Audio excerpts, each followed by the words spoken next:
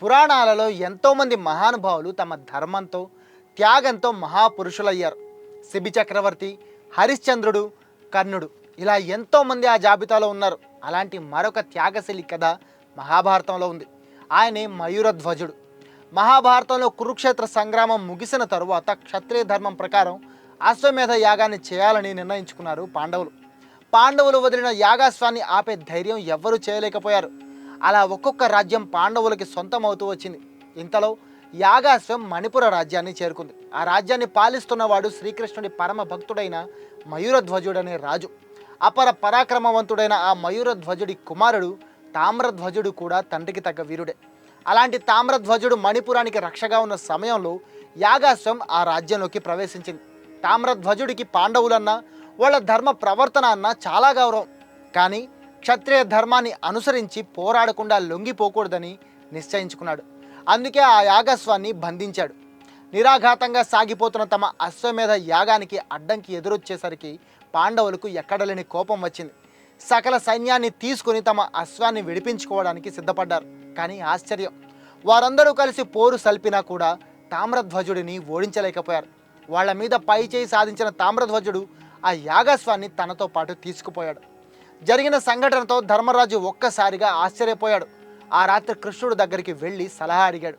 దానికి కృష్ణుడు తన భక్తుడైన మయూరధ్వజుడు రాజ్యాన్ని కోల్పోవడం అయ్యే పని కాదని, కాబట్టి అతని అడ్డు తొలగించుకునేందుకు ఒక ఉపాయాన్ని సూచించాడు.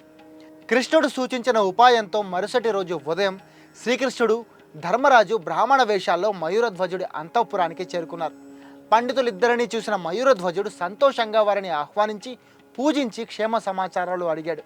మయూరధ్వజుడు అలా అడగగానే శ్రీకృష్ణుడు, రాజా, మేము మీ అతిథి సత్కారాల కోసం రాలేదు. మేము ఒక అడవి గుండా మీ రాజ్యం వైపు వస్తుండగా ఒక సింహం ఇతని కుమారుడిని పట్టుకుంది. పైగా అతడిని విడిపించాలంటే ఒక షరతు పెట్టింది.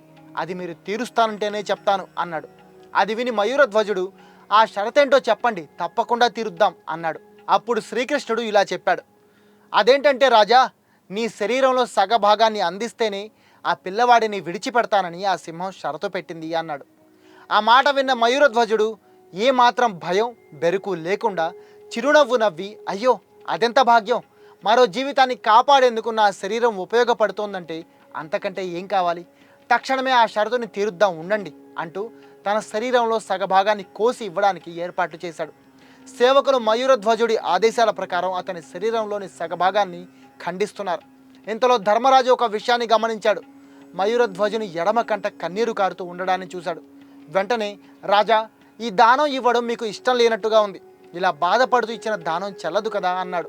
దానికి మయూరధ్వజుడు, బ్రాహ్మణోత్తమ, దానం చేయడం ఇష్టం లేక వచ్చిన కన్నీరు కాదిది.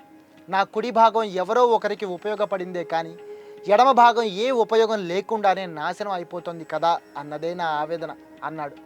మయూరధ్వజుడి జవాబుకి ధర్మరాజు ఆశ్చర్యపోయాడు. అతని ధర్మ నిరతిని పరీక్షించేందుకు కృష్ణుడు ఈ నాటకం ఆడాడని గ్రహించాడు. కృష్ణుడు కూడా మయూరధ్వజునికి తన నిజరూప దర్శనాన్ని అందించి అతడి శరీరాన్ని తిరిగి సాధారణ స్థితికి తీసుకొచ్చి, మయూరధ్వజ, నీ అంతటి గొప్ప దాతని ఎక్కడా చూడలేదు, నీకు ఏం కావాలో కోరుకో అన్నాడు. అప్పుడు మయూరధ్వజుడు, కృష్ణ, ఈ శరీరం నశించిపోయినా నా ఆత్మ చిరకాలం నీ సాన్నిధ్యంలో ఉండేలా అనుగ్రహించు అని కోరాడు.